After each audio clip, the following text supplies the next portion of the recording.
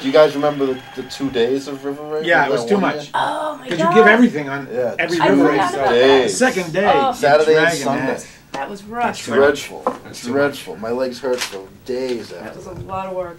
Yeah. A lot of work. So it must be like that for bands who have to tour. Yeah. All the time. Yeah. It's like River Rave every day for them.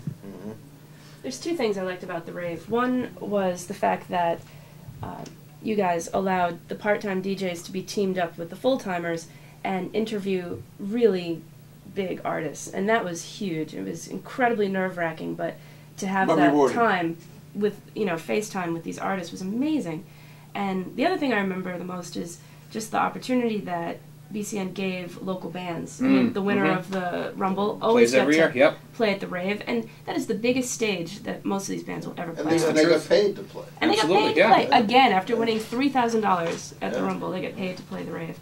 And just to be backstage as an artist with all those other artists is it's just huge for bands. And you know, then there was the Boss Tones that played a rave, and Powerman 5000. Remember them? They played a rave. Their guitar player's name is Adam 12. Oh no, now he's someone else because he's in that band She Wants Revenge, pretending he was never in a rap metal band. Aerosmith played a rave, right?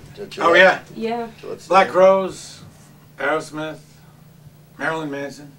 The show was like a rite of passage for the summer. Every time the rave came, it was summertime's finally here. Well, even when you start talking about the rave, summertime feels like it's here. And then you get excited, and it leads up, and it never disappoints. It's always a big deal. It ends up kicking off the summer concert season. Right. And then you have all these memories. You have legitimate memories for at least the whole summer, and in some cases forever. Yeah. And it always comes up way faster than you expect. You think it's so far away, but now it's, you know, it's so close. So playing at the River Rave must have been your big memory.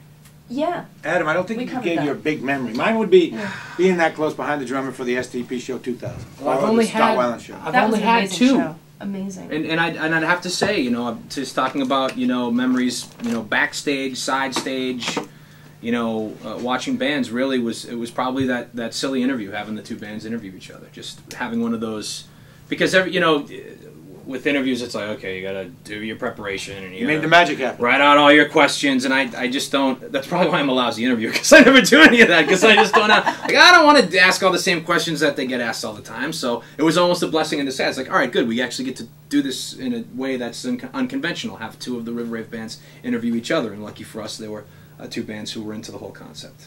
Maybe you need to think of something this year a little different. Maybe you could do them blindfolded or hang them upside down. Possible, learn another language. Right. Do you remember the year the Chili Peppers played the rave?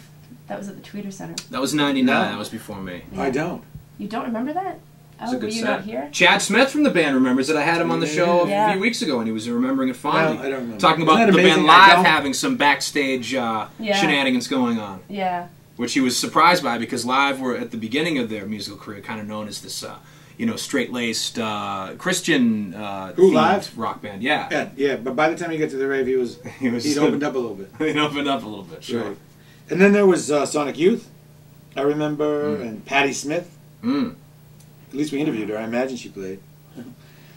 And Blur. Blur. Pretty much everybody who was anybody passed through those. Porno for Pyros. Porno for Pyros. You know what you could do? I loved Porno for Pyros. Is head out in the hall and check, go scroll down the posters of every River Rave. Just do it quickly. Conference room. All right. All good.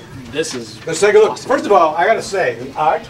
I've always loved the art of the River Rave posters. Very 4AD Records kind of art, a very lush kind of thing. Kyoki.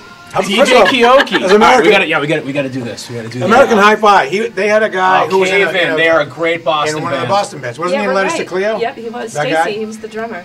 Aerosmith, Black Crowes. Look for Todd. Who's that? That's right. Caven was at Coldplay. That was like weird. Black Crowes smoked more weed than all other bands combined. Actually, Chris smoked more weed than anyone combined. I remember talking to Chris Martin as he was coming off Gillette stage. Coldplay. And he was like, I really don't think we went over. And then there's other bands that are very forgettable. I don't know. I forgot about Eve 6. Eve 6. Yeah.